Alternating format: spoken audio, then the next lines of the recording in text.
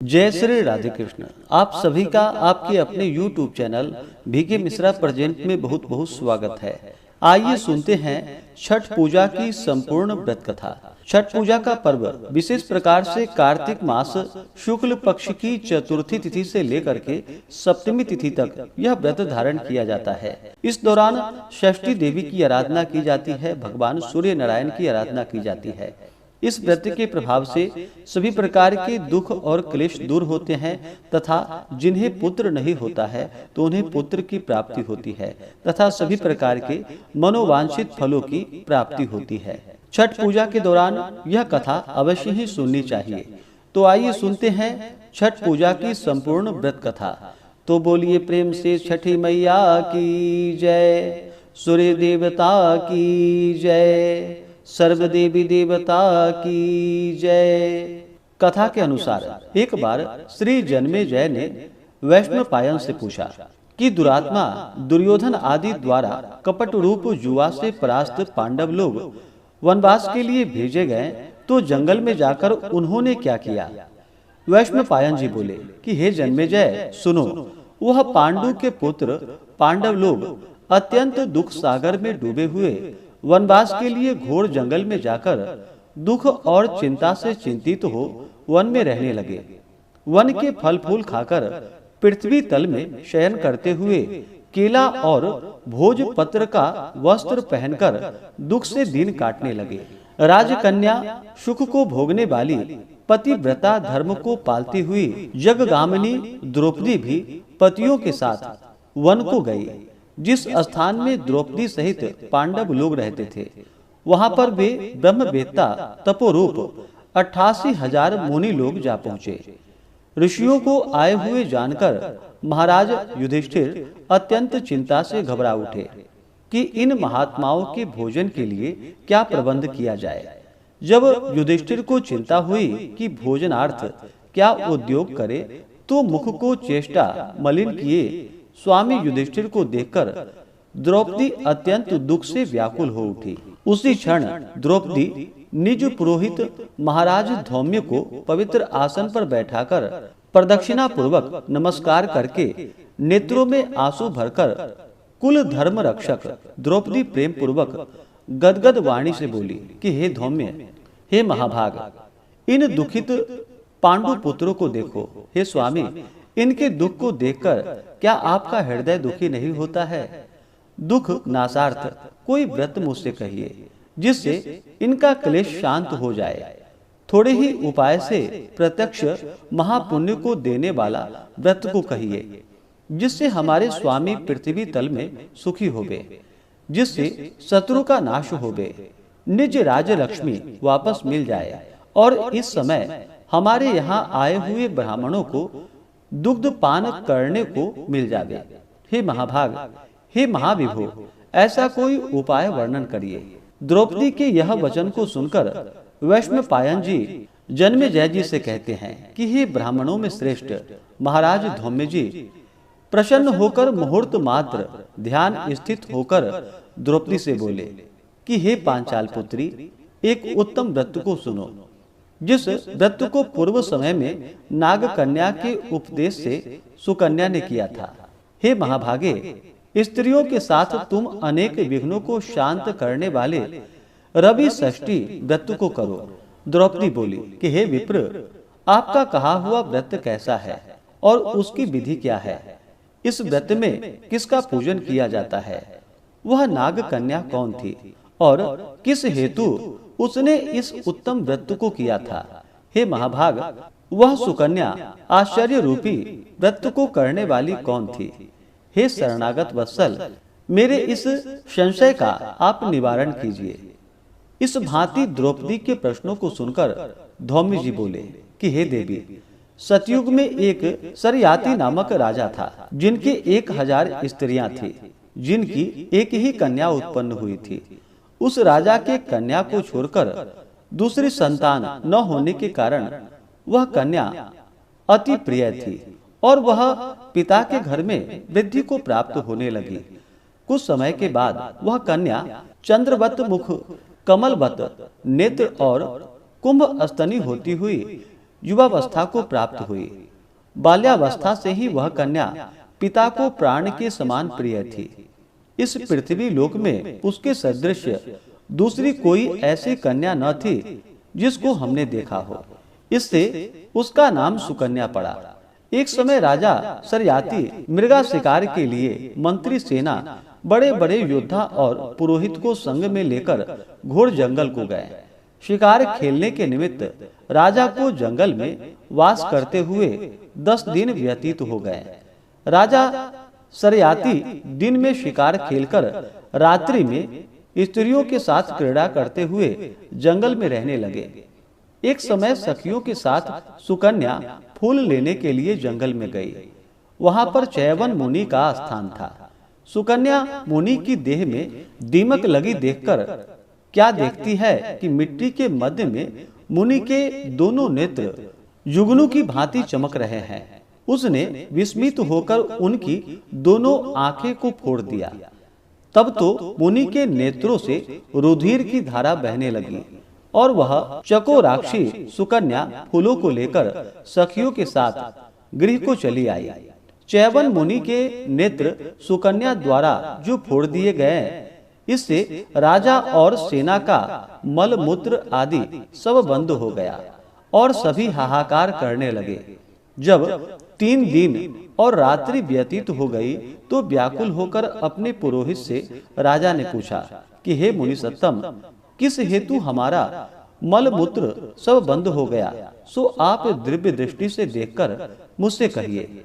पुरोहित जी बोले कि हे राजन, भार्गव वंशी चैवन नामक एक ऋषि इसी वन में घोर तपस्या कर रहे हैं, जिनके शरीर में दीमक लगकर मांस खा गए हैं तथा हड्डी मात्र ही मिट्टी से लिपटी है। हे राजन, आपकी कन्या ने अज्ञानतावश उन महाराज के दोनों नेत्र कांटों से फोड़ दिए हैं, जिससे रुधिर बह रहा है। उन्हीं के क्रोध से यह सब कष्ट उपस्थित हुआ है। सो हे राजन, आप उनको प्रसन्न करिए और अपनी कन्या उन्हें दे दीजिए। कन्या दान से यह मुनि चैवन जी प्रसन्न हो जाएंगे। यह पुरोहित के वचन सुन राजा सरयाती सुकन्या को साथ लेकर ऋषि के पास गए और जल छोड़ने पर हड्डी मात्र के दर्शन हुए। नेत्रहीन ऋषि को देखकर राजा बोले कि हे प्रभु, मेरी कन्या से अनजाने में यह अपराध हुआ है, जिससे आपके ये नेत्र फूट गए हैं। हे मुनिवर, आपकी सेवा के हेतु हम अपनी कन्या आपको देते हैं, जिसमें आपको कष्ट न होवे। राजा के वचन को सुनकर ऋषि जी बड़े प्रसन्न हुए। उसी समय राजा सरयाती ने सुकन्या को ऋषि के लिए दान कर दिया। राजा से कन्या पाकर मुनि अति प्रसन्न हुए और क्रोध शांत हो गया। तब राजा को मल मूत्र हुआ और सेना सहित प्रसन्न चित्त राजा अपने देश को गए। वह सुकन्या नेत्रहीन चैवन जी की सेवा करने लगी। वह सुकन्या कार्तिक मास में एक दिन जल के हेतु पुष्करणी तालाब में गई। वहां पर उसने अनेक आभूषणों से युक्त नाग कन्या को देखा। श्री कश्यप जी के यज्ञ मंडल में सूर्य भगवान का पूजा करती हुई नाग कन्या को देखकर सुकन्या धीरे से जाकर पूछती है कि हे महाभागे, आप क्या कर रही हैं? किस कारण यहाँ पर आई हैं?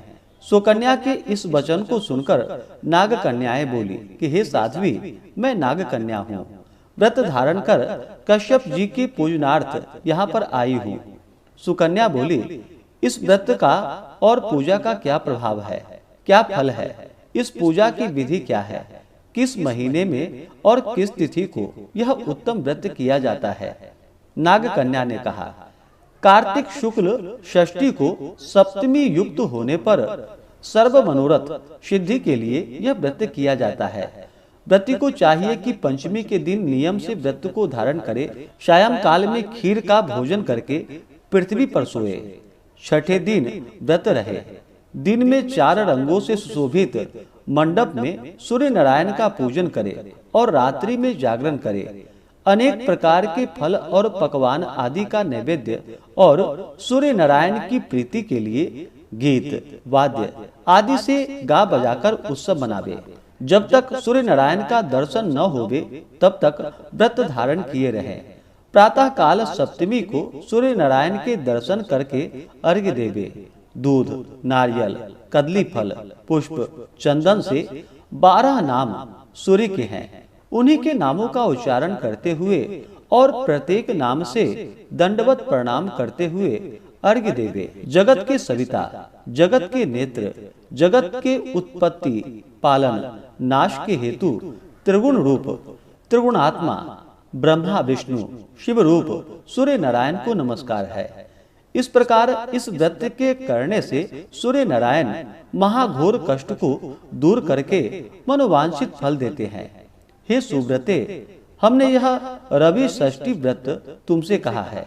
श्री धौम्य जी ने कहा कि हे द्रौपदी, नाग कन्या के इस वचन को सुनकर सुकन्या ने इस उत्तम व्रत को किया।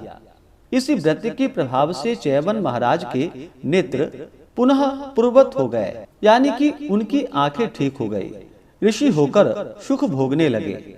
इससे हे पांचाल नंदिनी, तुम भी इस उत्तम व्रत को करो। इसी व्रत के प्रभाव से तुम्हारा पति पुनः राज्य लक्ष्मी को पाएंगे और निसंदेह तुम्हारा कल्याण ही होगा। तब द्रौपदी ने धौम्य महाराज की आज्ञा से यह व्रत को विधि विधान से किया। तो युधिष्ठिर ने अतिथि रूप में आए हुए ब्राह्मणों को भोजन देकर प्रणाम किया।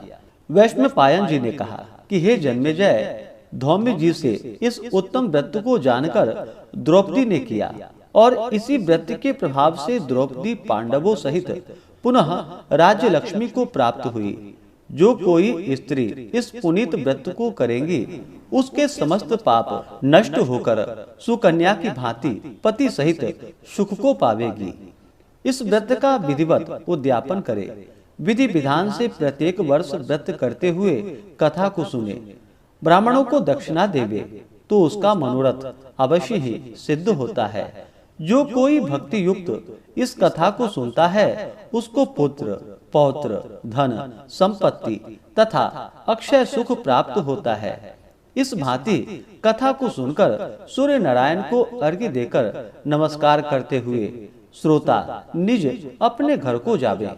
तो बोलिए प्रेम से भगवान सूर्य नारायण की जय। छठ पूजा की पौराणिक कथा है कि एक समय राजा प्रियव्रत हुआ करते थे, जिन्हें कोई संतान नहीं थी, जिससे वो और उनकी पत्नी मालिनी हमेशा दुखी रहती थी। संतान प्राप्ति के लिए उन्होंने कई प्रयत्न किए, लेकिन उन्हें निराशा ही हाथ लगी।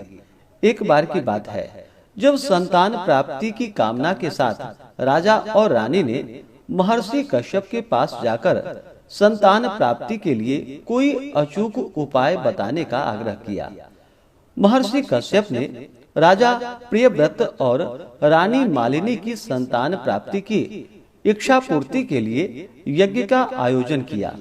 महर्षि कश्यप ने यज्ञ आहुति खीर बनाई और आहुति के बाद बची खीर को प्रियव्रत की पत्नी मालिनी को खाने के प्रसाद के रूप में दे दिया। खीर के प्रभाव से रानी गर्भवती हो गई, लेकिन 9 महीने बाद रानी ने एक मृत पुत्र को जन्म दिया जो मरा हुआ था।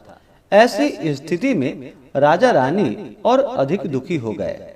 अंत में अपने मृतक पुत्र को लेकर राजा प्रियव्रत शमशान में गए और पुत्र वियोग में अपने प्राण त्यागने का निर्णय कर लिया। जैसे ही राजा ने प्राण देने की ठानी, वैसे ही शमशान में एक देवी प्रकट हो गई और राजा प्रियव्रत से कहा कि हे राजन, मैं ब्रह्मा की पुत्री देवसेना हूँ। मेरा सृजन सृष्टि के मूल प्रकृति के छठे अंश से हुआ है, जिसके कारण मैं सृष्टि कहलाती हूँ। देवी ने आगे कहा कि तुम लोग अपने प्राण क्यों त्यागना चाहते हो। तब राजा ने अपनी स्थिति के बारे में देवी को सब कुछ बतलाया। इस पर षष्ठी देवी ने राजा प्रियव्रत को उनकी समस्या का समाधान बताते हुए कहा कि तुम मेरी विधि विधान से पूजा करो और दूसरों को भी मेरी पूजा के लिए प्रेरित करो। इससे तुम्हें संतान सुख की अवश्य ही प्राप्ति होगी। राजा ने देवी के कहने पर कार्तिक शुक्ल की षष्ठी तिथि पर व्रत रखा और षष्ठी माता की विधि विधान से पूजा अर्चना की और अपने आसपास के लोगों को भी छठी माता का व्रत रखने के लिए प्रेरित किया। षष्ठी देवी की पूजा के फलस्वरूप राजा की पत्नी फिर से गर्भवती हो गई और 9 महीने बाद उनको पुत्र रत्न की प्राप्ति हुई। इस तरह हर कार्तिक शुक्ल की षष्ठी तिथि पर छठी मैया की आराधना की जाती है और व्रत का संकल्प लिया जाता है। इसे षष्ठी देवी प्रसन्न होकर के पुत्र पौत्रादि का आशीर्वाद प्रदान करती हैं तथा सभी प्रकार के रोग और दोष को दूर कर देती हैं। तो बोलिए प्रेम से छठी मैया की जय, सूर्य नारायण भगवान की जय, सर्व देवी देवता की जय। तो आशा करता हूँ कि यह जानकारी आपको अच्छा लगा हो। इसी प्रकार से ज्ञानवर्धक जानकारियाँ प्राप्त करते रहने के लिए, व्रत पूजा के बारे में जानने के लिए, कथा को सुनने के लिए चैनल पे अगर आप पहली बार आए हैं तो चैनल को लाल बटन दबा करके सब्सक्राइब करें, साथ में बेल आइकन घंटी को दबाएं ताकि आने वाली वीडियो का नोटिफिकेशन आपको समय से मिलता रहे। वीडियो को लाइक करें, शेयर करें। सुखी रहें और स्वस्थ रहें। जय श्री राधे कृष्ण। धन्यवाद।